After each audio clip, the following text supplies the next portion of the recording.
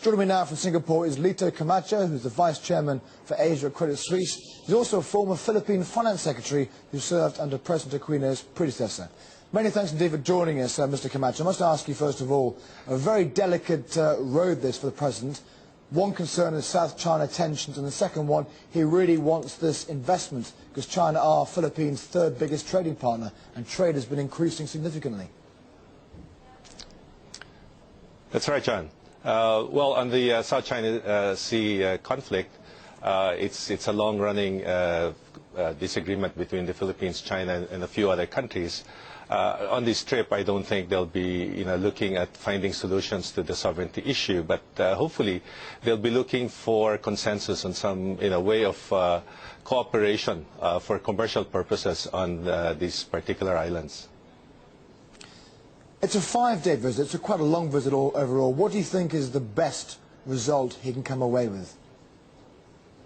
Well, I think the best result for President Aquino is a general, good feeling about, between the Philippines and China, so that we can then start seeing investments of Chinese companies in the Philippines, as well as a further expansion of the trade. Trade of the Philippines to China has expanded very significantly. Exports to China had been 1.5% in 1999.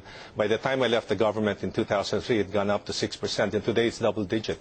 China surely can become one, if not the most important trading partner for the Philippines. On the side of investments, the Philippines is badly in need of foreign direct investments, particularly in infrastructure, which represents one of the biggest gaps in the Philippine economy. And China can also provide significant contribution in this regard. So do you think, therefore, his hands are really tied? He can't really stand up to China as regards to South China tensions. He really has to not kowtow, but certainly be a bit more pleasant than say, you can't do this. Well, I don't think it's so much that. I think as two friendly neighbors, I'm sure they can come to some agreement in terms of a process or a mechanism to address the more difficult issues around the South China Seas islands. I'm sure there will be common interest in trying to expand the trade and investment side. So I'm not sure if it's one subordinated country talking to a more superior country. I think it's two friendly neighbors. The hard part, though, is that the Philippines has a defense treaty with the U.S. and they need the U.S. for security reasons. Does that complicate matters? I don't think so. I think the U.S. is needed in the Asia-Pacific region, not just by the Philippines, but the region as a whole, to provide security stability, which is going to be good for everybody, including China. I don't think that would be a sore point in the meetings. We mentioned the U.S. Obviously, the impact of the U.S. slowing down as regards an economy, and being the former finance minister of Philippines, do you think the Philippines is insulated from a slowing down of the U.S. that could lead to recession? Well, to some extent, the Philippines is insulated from slowdown, not only in the U.S., but the external, global community.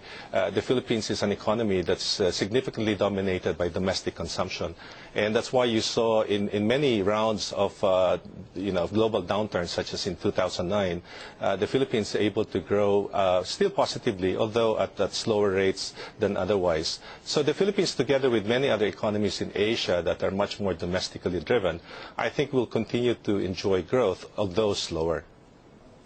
But you did mention that it's vital that they get the foreign direct investment from China for the infrastructure. That really is quite a crucial step forward.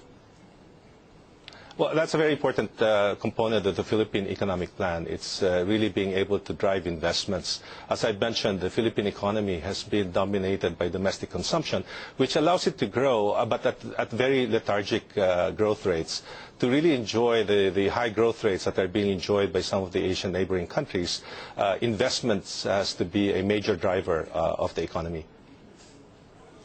How do you think the country itself is sort of reacting to this 5-day visit? Are they very excited by it? I'm sorry, say that again, John. How do you feel as a Filipino, how do you feel that the country itself is excited by the visit to China for 5 days? Well, personally, as a Filipino, I'm very glad that our president has made this trip to China an important component of his schedule. As I've mentioned, China, I think, is a very strategic neighbor for the Philippines, not only for security reasons, but more important for economic reasons. China has certainly become a major engine for growth, not only for Asia, but for around the world, and certainly being part of Southeast Asia, a major trading partner, a major supplier, of natural resources, commodities. I think a very strong relationship with China is very important for the Philippines. So as a Filipino, I'm very happy that our president is going there.